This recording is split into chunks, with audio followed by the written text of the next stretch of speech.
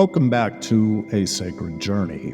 I'm your host, Dr. Thomas Maples, and today we're delving into a concept that often confounds and inspires us.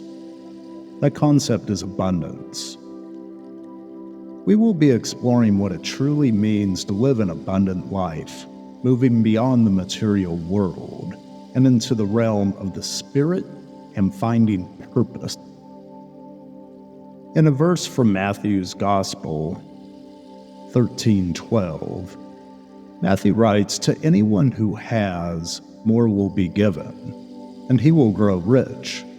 From anyone who has not, even what he has will be taken away." This verse from Matthew can seem harsh at first glance. It is easy to interpret it through a materialistic lens, maybe picturing the rich getting richer while the poor struggle. I think we've all heard this common theme. But what would it mean if we shifted this perspective away from a material standpoint? What would happen if we looked at abundance not from a perspective of material wealth at all, but an inner feeling that allows for self-realized development? From a psychological perspective, when I think of abundance, I think of the late psychologist and self-help guru Wayne Dyer. Dr. Wayne Dyer once wisely said, quote, "Abundance is not something we acquire, it is something we tune into." This resonates deeply with the spiritual understanding of abundance. It's not about what we possess, but it's about the state of our inner being.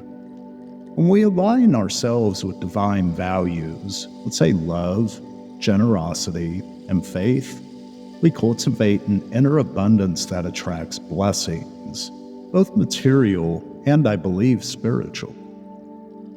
Take for one moment the best-selling book entitled The Secret, and similar philosophies that have been brought forth since its publication.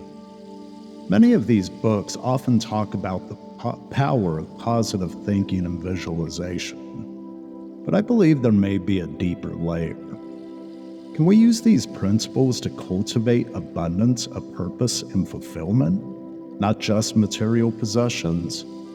When we use our gifts to serve others, we ultimately create a life of meaning, and that is true of abundance also. Material wealth can be a byproduct, however, it should never be the primary focus. We all have that inner voice, a connection to something greater than ourselves. Some call it the Holy Spirit, others may call it conscience. Like the angel and devil that pops up on Tom and Jerry the cartoon shoulders, it guides us towards right action. But we also have our shadows, the parts of us that are less than perfect. As the Swiss psychiatrist Carl Jung once explored, engaging with our shadow self can be a path towards profound growth. And what greater growth can there be than surrendering to a higher power, letting go, and letting God? Tuning into abundance requires us to examine ourselves, to shed the psychological baggage that may weigh us down. It's also about creating space for the good that is to come. This can be a challenging process because it involves facing fears and insecurities. However, it's essential for cultivating a sense of inner peace and joy, what I believe to be the true riches of God's kingdom. So how do we tune into abundance? I believe that it starts with gratitude. Appreciating what we already have helps us to shift our focus from lack to abundance. It involves also forgiveness. We must learn to let go of the past hurts and resentments we hold in order to move on to creating new relationships that we may want. This also requires a degree of self-reflection. understanding our own motivations and striving for integrity. Tuning into abundance also requires patience.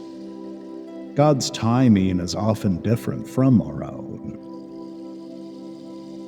We must also learn to trust in that divine timing, because it is key to unlocking the abundance that surrounds us. On a personal note, I've found in my own life that the journey towards abundance is a continuous one. It grows upon itself. I've found that it's about learning, growing, letting go, and letting God. It is about embracing the light and the shadow that exists within. It's also about trusting in the wisdom of the universe and those higher powers that guide us towards our optimal self-being. I want to offer you with a close. Today, I'm going to focus on a haiku. I hope this brings a sense of beauty and closure in listening to this podcast, and I thank you for joining me. The haiku goes, "Day fades, a grieving song. Spring's warm breath, abundance longs. Kiss the setting sun. To kiss the setting sun." I wonder when it's all said and done, and we look back on the life that was lived, what important stories stand out as it relates to our longing for abundance? Was it the kiss of a spring's warm breath? Or was it maybe the smile of a child or the smile of your spouse? I want to thank you for joining me on a sacred journey. And as always, may God guide you on your journey to envision, chart a course, and advance confidently in the direction of your dreams. Thank you for joining me, and goodbye for now.